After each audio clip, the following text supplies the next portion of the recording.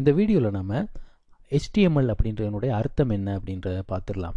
HTML விரிவாக்கம் என்ன அப்படின்னா ஹைப்பர்டெக்ஸ்ட் மார்க்அப் லாங்குவேஜ் அப்படின்னு நம்ம சொல்லுவோம்.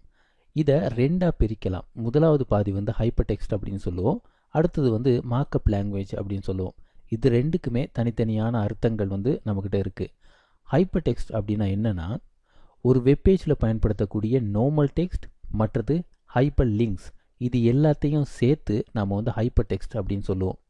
நீங்கள் வந்து இங்கே பார்க்கலாம், நான் வந்து ஒரு சின்ன சிம்பிள் HTML பேஜ் ஒன்று எழுதி வச்சுருக்கிறேன். இதில் இங்கே வந்து A அப்படின்ற டேகை பயன்படுத்தியிருக்கேன், அதாவது ஆங்கர் டேகை பயன்படுத்தி சில லிங்க்ஸை வந்து க்ரியேட் பண்ணியிருக்கேன். நீங்கள் வந்து இதில் பெரும்பாலும் ஃபோக்கஸ் பண்ண வேண்டிய அவசியம் இல்லை. ரைட் சைடில் இருக்க இந்த வெப் பேஜில் மட்டும் கவனம் செலுத்துங்க.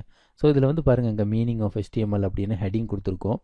அதுக்கப்புறம் நிறைய டெக்ஸ்ட் இருக்குது. இதுக்கு இடையில் பார்த்தீங்க அப்படின்னா 2 லிங்க் இருக்குது. இங்கே பாருங்கள், கிளிக் மீ அப்படின்றது ஒரு link, I am also a link அப்படின்றதும் வந்து பார்த்தீங்க அப்படின்னா ஒரு லிங்க் தான். ஸோ இது ரெண்டையுமே நம்ம கிளிக் பண்ணோம் அப்படின்னா வேறு வெப் பேஜஸ்க்கு நம்மளால் போக முடியாது. இது வந்து பார்த்தீங்க அப்படின்னா நம்மளுடைய யூடியூப் சேனலுடைய ஹோம் பேஜ். சரி, இப்போது நீங்கள் வந்து பாருங்கள், இங்கே 2 விஷயத்தை நாம் வந்து பார்க்கலாம் இந்த வெப் பேஜில். ஒன்று, நார்மல் டெக்ஸ்ட் இருக்குது, இந்த மீனிங் ஆஃப் HTML இருக்குல்ல, இதிலேருந்து கீழே வரைக்கும் இந்த லிங்க் 2 தவிர மற்றது எல்லாமே நார்மல் டெக்ஸ்ட்டு தான்.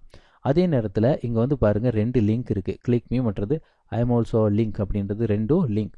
சரி, இப்போது உங்களை நிறைய பேருக்கு கன்ஃபியூஷன் ஒன்று இருக்கலாம், ஹைப்பர் டெக்ஸ்ட்டும் ஹைப்பர் லிங்க்கும் ஒன்று தான் அப்படின்னு.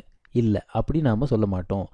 ஹைப்பர் லிங்க் அப்படின்றது கிளிக்கபிள் டெக்ஸ்ட்டு இந்த மாதிரி இருக்கும். இந்த டெக்ஸ்ட்டை வந்து நம்ம கிளிக் பண்ணோம் அப்படின்னா இன்னொரு வெப் ரிசோர்ஸஸ்க்கு நம்மளை வந்து கொண்டு போகும். சரியா? மற்றது வந்து பார்த்திங்கன்னா நார்மல் டெக்ஸ்ட்டு, இதை வந்து கிளிக் பண்ணால் நமக்கு ஒன்றுமே ஆகாது. ஆனால் எந்த நேரத்துலையும் இந்த டெக்ஸ்ட் எல்லாத்தையுமே, இந்த நார்மல் டெக்ஸ்ட்டை நம்ம வந்து லிங்காக ஈஸியாக மாற்றிக்கலாம், ஆங்கர் டேக் அப்படின்ற ஒரு டேகை மட்டும் பயன்படுத்தி. ஹைப்பர் லிங்க் அப்படின்னு பார்த்தோம் அப்படின்னா அது வந்து கிளிக்கபிள் டெக்ஸ்ட்டை மட்டும்தான் குறிக்குது. ஆனால் ஹைப்பர் டெக்ஸ்ட் அப்படின்னு எடுத்தோம் அப்படின்னா ஒரு வெப்பேஜில் நாம் பயன்படுத்தக்கூடிய நார்மல் டெக்ஸ்ட்டு, அது இல்லாமல் ஹைப்பர் லிங்காக பயன்படுத்தக்கூடிய கிளிக்கபிள் டெக்ஸ்ட்டு, இது எல்லாத்தையும் சேர்த்து நம்ம வந்து ஹைப்பர் டெக்ஸ்ட் அப்படின்னு தான் சொல்லுவோம். ஸோ HTML ஹைப்பர் டெக்ஸ்ட்டுக்கான அர்த்தம் உங்களுக்கு இப்போ தெரிஞ்சிருக்கும்னு நினைக்கிறேன். அடுத்தது நாம் வந்து மார்க்அப் லாங்குவேஜ் அப்படின்னா என்னென்னு பார்த்துருவோம். அதாவது HTML நீங்கள் வந்து பார்த்தீங்கன்னா நிறைய டேக்ஸ் தான் பயன்படுத்துவோம்.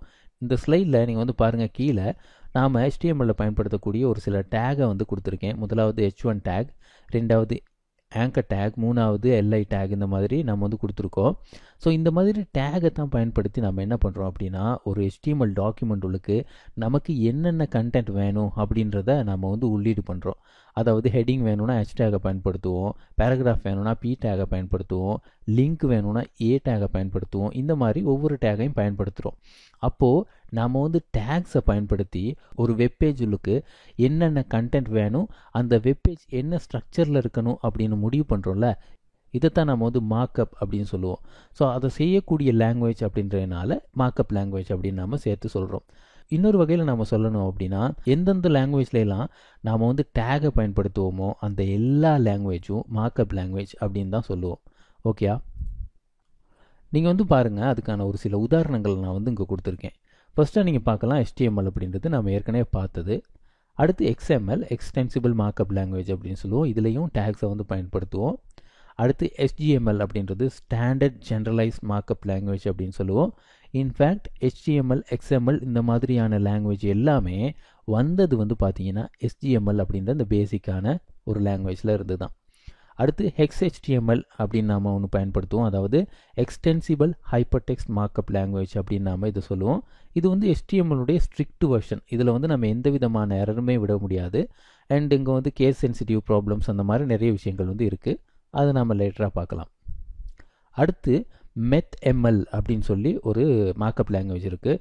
இதுக்கு வந்து பார்த்தீங்க அப்படின்னா மேத்தமெட்டிக்கல் ஃபார்முலாஸ் அந்த மாதிரி இதுகளுக்கு வந்து இந்த லாங்குவேஜை பயன்படுத்துவாங்க. அதே மாதிரி லாடெக்ஸ் அப்படின்னு ஒன்று இருக்குது. இது வந்து சயின்டிஃபிக் டாக்குமெண்ட்ஸை க்ரியேட் பண்ணுறதுக்காக பயன்படுத்தக்கூடியது. அடுத்து WML, அதாவது வயர்லெஸ் மார்க்அப் லாங்குவேஜ் அப்படின்றது வந்து பார்த்திங்கன்னா மொபைல் டிவைசஸில் காட்சிப்படுத்தக்கூடிய பேஜஸை, வெப் பேஜஸை க்ரியேட் பண்ணுறதுக்காக நம்ம பயன்படுத்தக்கூடிய ஒரு வகையான லாங்குவேஜ். ஓகே, இப்போது இந்த லிஸ்ட்டில் நம்ம பார்த்ததில் HTML தவிர வேறு எந்த மார்க்அப் லாங்குவேஜையும் இந்த வீடியோ பொறுத்த வரைக்கும் ஃபோக்கஸ் பண்ண மாட்டோம். இதெல்லாம் நம்ம ஃப்யூச்சரில் பார்க்கலாம்.